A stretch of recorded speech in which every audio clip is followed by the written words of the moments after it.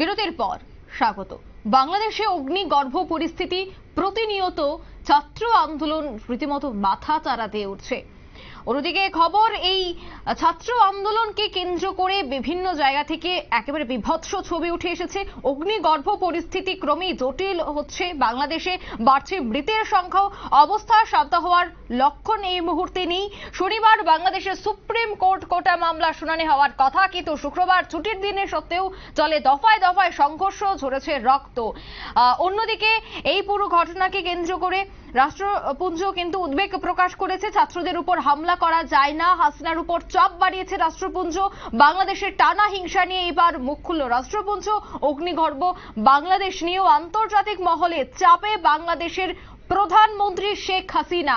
বিস্তারিত জানবো, টেলিফোন লাইনে রয়েছে নিউজ ভ্যানগার্ড প্রতিনিধি বিপ্লব চন্দ্র। বিপ্লব দা, ছাত্র আন্দোলনের রীতিমতো উত্তাল বাংলাদেশ, এবং সেখানে এবার রাষ্ট্রপুঞ্জ চাপ বাড়াতে শুরু করেছে হাসিনার উপর।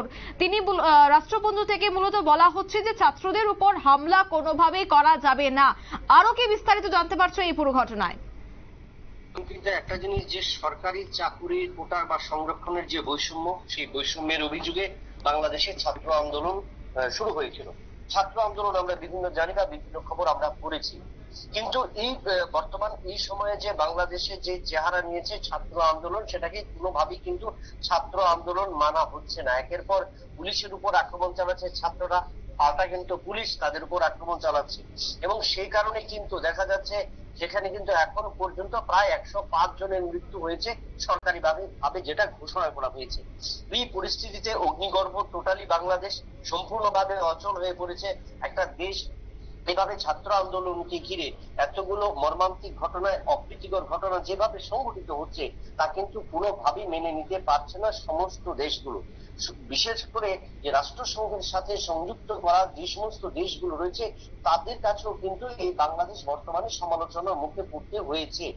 কেন? সেখানে কিন্তু এই যে পররাষ্ট্র ক্ষেত্রে বা রাষ্ট্রীয় ক্ষেত্রে দেখা যাচ্ছে যে এই বাংলাদেশকে ঘিরে যেখানে শিক্ষার পরিবেশ গড়ে উঠেছে, শিক্ষার পরিকাঠামো গড়ে উঠেছে, সেখানে কিন্তু ভারত সহ অন্যান্য দেশের ছাত্রছাত্রীরাও কিন্তু সেখানে পড়তে যাচ্ছে। পাশাপাশি বাংলাদেশের ছাত্রছাত্রীরাও কিন্তু দেশের বিভিন্ন স্থানে কিন্তু আসছে।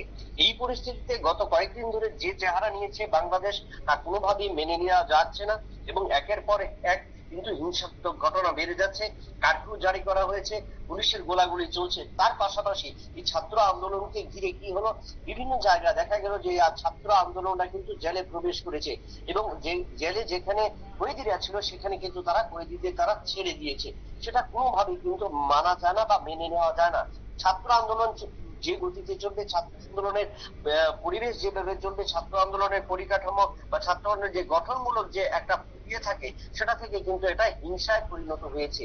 অর্থাৎ এই হিংসার আগুন আগামী দিনে আরো বাড়তে পারে, কারণ ইতিমধ্যেই কিন্তু বাংলাদেশের বিভিন্ন জেলা মহকুমাগুলি থেকে যে আগুন দেখা যাচ্ছে, যে ছবি কিন্তু উঠে এসেছে, সেটা কিন্তু বিশ্বর দরবারে গেছে, বাংলাদেশকে একদম নতজানু করে রেখেছে। বিপ্লবটা, যেহেতু রাষ্ট্রপুঞ্জ এবার টানা হিংসা নিয়ে মুখ খুলেছে, সেক্ষেত্রে রাষ্ট্রসংঘের এই চাপের পর হাসিনার সরকারের পক্ষ থেকে কি এখনো পর্যন্ত কিছু উঠে এসেছে?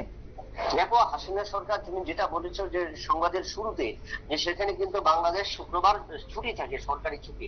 সেই ছুটিতেও কিন্তু প্রশাসনের তরফ থেকে, কারণ অগ্নিগর্ভ পরিস্থিতি বর্তমানে এই যুগে, যে আধুনিক যুগে যদি বা নগরায়নের যুগে এই পরিস্থিতি হয়, বা শিক্ষা যখন একের পর একটা বিকাশ হচ্ছে, সেই জায়গায় ছাত্র আন্দোলনে এবং সরকারি কোটার এই সংরক্ষণকে কেন্দ্র করে, এবং যেখানে নিয়োগের কেন্দ্র করে বাংলাদেশ উত্তপ্ত হচ্ছে, তা কিন্তু সত্যি কথা বলতে গেলে গোটা বিশ্বের কাছে কিন্তু একটা লজ্জাজনক পরিস্থিতির মুখে পড়ে গিয়েছে বাংলাদেশ।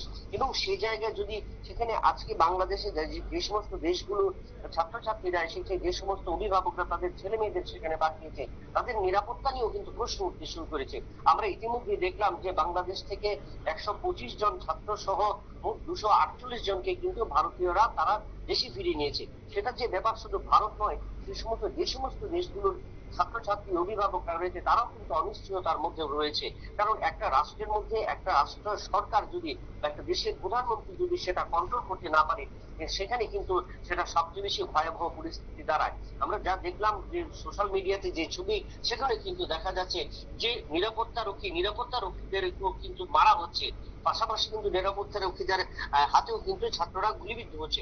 সেই ছবি কিন্তু অনেকটা লজ্জাজনক অবস্থায় বাংলাদেশকে ফেলে দিল, এবং বাংলাদেশের স্বাধীনতার পর থেকে এই ছবি কিন্তু গোটা বিশ্ব দেখেনি, যেটা বর্তমান সময়ে দেখেছে শুধুমাত্র এই সরকারি চাকরির কোটা সংরক্ষণকে নিয়ে এবং এই বৈষম্যকে নিয়ে যে অভিযোগ, তা আরো যেভাবে উত্তরোত্তর দেখা যাচ্ছে, তাতে অগ্নিগর্ভ পরিস্থিতি এবং আগামী দিনে বাংলাদেশ নিয়ে কিন্তু অনেকেই ক্ষেত্রে কিন্তু সেটা শিক্ষা বলো, পররাষ্ট্রীয় ক্ষেত্রে বলো, ব্যবসায়িক ক্ষেত্রে বলো, বাণিজ্যিক ক্ষেত্রে বলো, খেলাধুলার ক্ষেত্রে বলো, সবকিছুতে কিন্তু একটা বড় কিন্তু একটা কঠিন পরিস্থিতির মধ্যে পড়তে পারে বাংলাদেশ, সেটা কিন্তু উঠে আসছে। অঙ্কিতা, একদম ধন্যবাদ বিপ্লব দা। অর্থাৎ বাংলাদেশের টানা হিংসা নিয়ে এবার মুখ খুলল রাষ্ট্রপুঞ্জ, রীতিমতো অগ্নিগর্ভ পরিস্থিতি। এরই মধ্যে শুক্রবার রাতে পুরো বাংলাদেশে কারফিউ জারি করে সেনা নামিয়েছে হাসিনার সরকার। শুক্রবার ঢাকার মেট্রোপলিটন পুলিশের উপকমিশনার ফারুক হোসেন ঘোষণা করেন যে শুক্রবার দুপুর থেকে পরবর্তী নির্দেশ ঘোষণা না হওয়া পর্যন্ত রাজধানী অর্থাৎ বাংলাদেশের রাজধানী ঢাকায় সব ধরনের সভা সমাবেশ এবং মিছিল নিষিদ্ধ ঘোষণা করা হয়। এই উদ্বেগজনক অবস্থার মধ্যে শুক্রবার আবারও অন্তত 43 জনের মৃত্যু হয়েছে বলে বেসরকারি সূত্রের খবর। নিয়ে নিচ্ছি ছোট্ট একটি বিজ্ঞাপন বিরতি, সঙ্গে থাকুন।